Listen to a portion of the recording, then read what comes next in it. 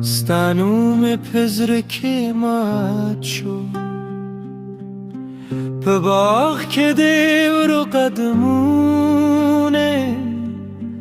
زماد زخمون و علاج شو ستسترگو تچه و گورم زما خاموش دا جوندیشی پشوندو مستانو پاته پسا که دی بوی دارزی دزدا پکوار هر شپه ستا یاد لکشم بلگی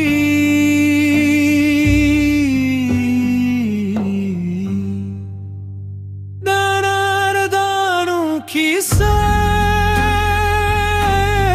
زماد زرا جبدا دانار دانو کیسه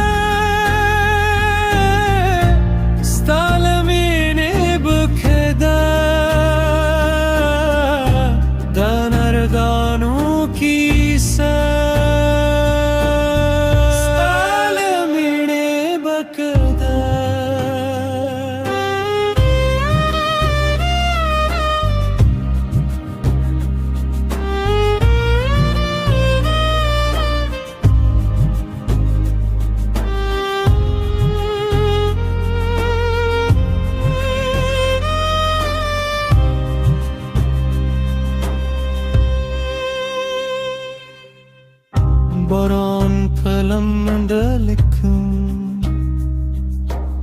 ستاد پلانش کردم پس بین لاس که ده درنگی انار دمین لبم کن تنای خوستا خندامه په هر ورشیشه که وینم که شب پرانه اگدشی ستا قدمه را باکری که لاره می ورکشی ستا مینه می پیدا کری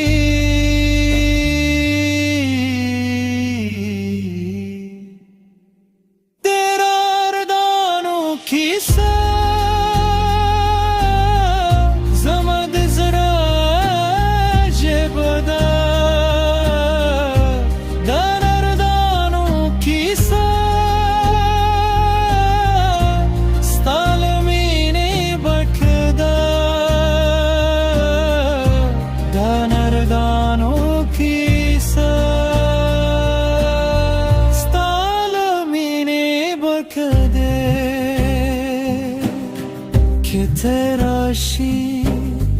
بهار آشی پاوچو سانگو که تیاد شجرا خواندی زماد رنگونو پکرکی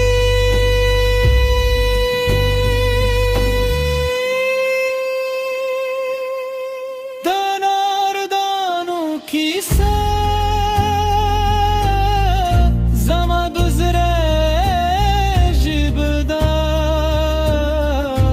دانار دانو کیسه ستالو مینه بک